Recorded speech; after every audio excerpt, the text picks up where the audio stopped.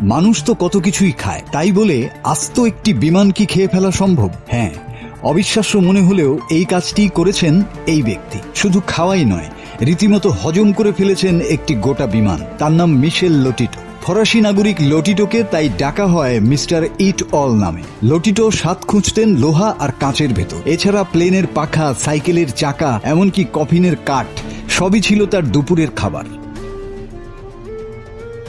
মানুষ যখন মনের আনন্দে চিপস, চকলেট চিবোয়, তিনি তখন চিবিয়ে ফেলতেন পুরনো টেলিভিশন। বিস্ময়ে চোখ কপালে হওয়াটাই স্বাভাবিক, কারণ এমন পেট পৃথিবীতে দ্বিতীয়টি ছিল না। শরীরে ছিল এমন এক অদ্ভুত গঠন যা তীব্র অ্যাসিডকেও সাধারণ পানিতে পরিণত করে ফেলে। লোহা ছিল তার আহারের প্রধান উৎস।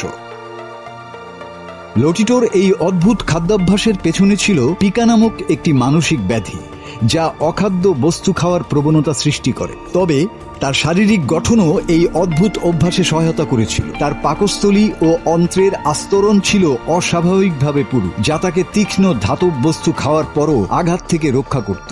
এছাড়া তার হজম রস ছিল অত্যন্ত শক্তিশালী, যা তাকে এই অখাদ্য বস্তুগুলো হজম করতে সহায়তা করত।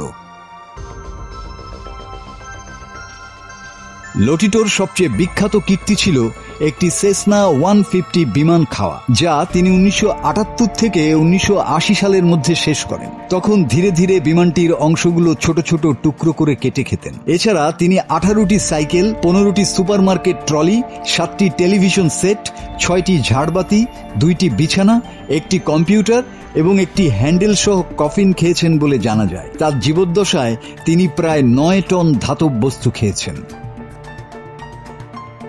মাইকেল লোটিটো 2007 সালের 25শে জুন 57 বছর বয়সে ফ্রান্সের গ্রোনোবলে মৃত্যুবরণ করেন। তার এই অদ্ভুত খাদ্যাভ্যাস তাকে গিনেস ওয়ার্ল্ড রেকর্ডসে স্থান করে দিয়েছিল। মাসুদ হাসান, বাংলা টিভি।